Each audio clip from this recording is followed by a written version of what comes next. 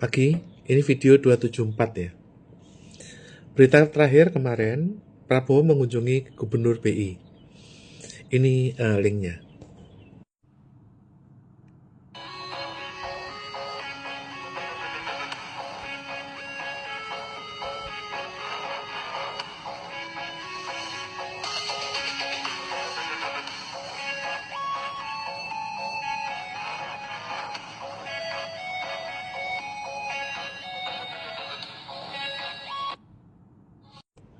Sebelumnya, Prabowo telah memanggil Gubernur BI sebelum kunjungan ke negara-negara di Amerika. Masalah apa yang sedang dibicarakan antara Prabowo dengan Gubernur BI adalah mengenai kekeringan likuiditas. Jadi begini untuk menjelaskannya ya. Ini ada kaitannya dengan berita kemarin. Agwan itu bersedia untuk diwawancara oleh majalah Tempo. Dan ini linknya. Di sana dia menyebutkan bahwa investor di IKN itu nol ya. Dan karena dia diperintah oleh Jokowi, maka dia akhirnya ikutlah perintah Jokowi untuk berinvestasi di IKN. Tetapi sebetulnya progres IKN itu nol. Nah, kenapa kok Agwan ini yang dulunya takut kepada media sekarang bersuara? Ini kaitannya dengan kondisi likuiditas di Indonesia, di mana sekarang itu terjadi kekeringan likuiditas. Contohnya, grup sebelah itu misalnya Sinarmas ya, dia punya kredit itu 700 triliun. Setiap tahun dia harus membayar cicilan itu 70 triliun setiap tahun. Kalau seandainya Bank Indonesia itu tidak menerbitkan kredit baru, dia harus cari kemana duit itu. Oleh karena itu, ya salah satu diantaranya adalah mereka mengakses kepada duit-duit judi online.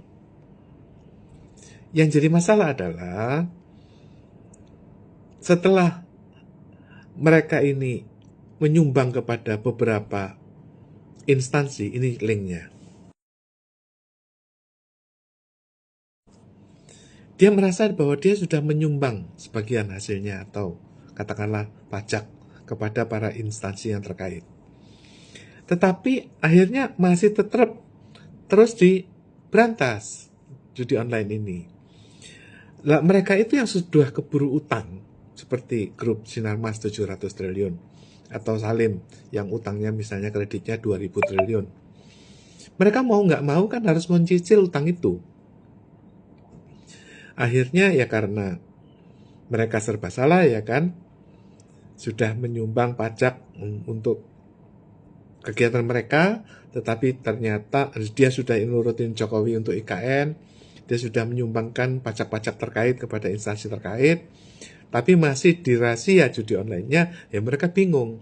Karena mereka bingung, mereka bersuara di media dengan harapan supaya Prabowo ini membantu mereka. Yang utang itu grup-grup besar. Nah, Prabowo akhirnya mengunjungi Gubernur Bank Indonesia untuk membicarakan hal ini.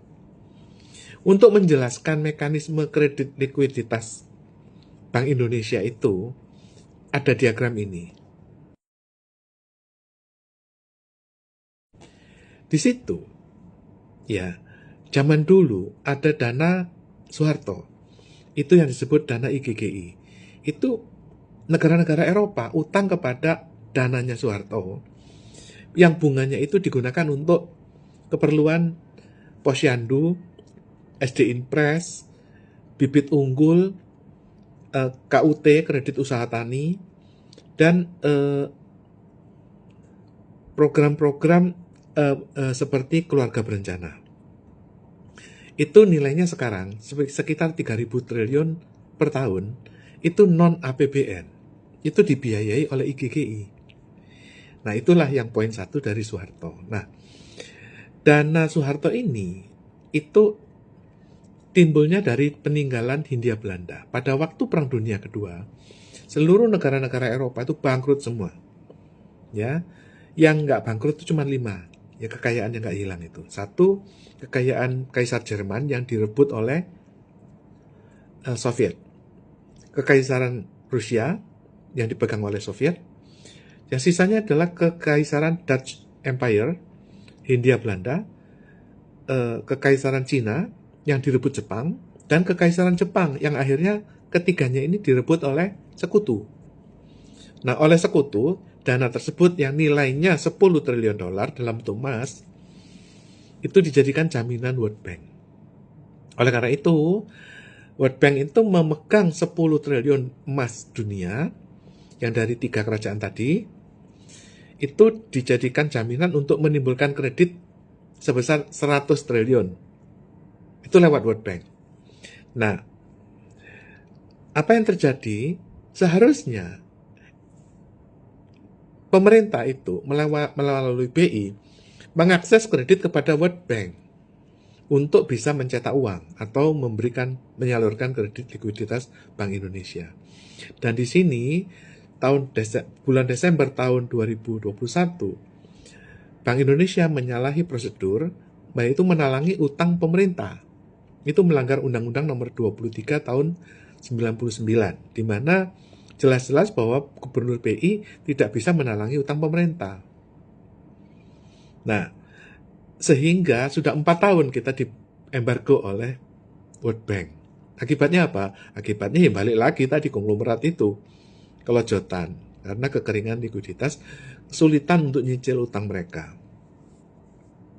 Nah, pilihannya adalah, ya, kalau seandainya yang sudah dilakukan oleh Jokowi selama 10 tahun adalah mereka mengakses dana-dana di Bank BUMN ini, Bank BRI, Mandiri, dan Bank BNI dijadikan jaminan kepada utang Cina. Seperti contohnya untuk proyek kereta cepat Cina. Akibatnya apa? Akibatnya bank-bank BUMN ini sudah diagunkan kepada Cina. Jadi otomatis kita harus mengutang akses kepada utang Cina. Padahal akses utang Cina itu melanggar Undang-Undang Bank Sentral nomor 5 tahun 1954. Disinilah terjadinya komplikasi.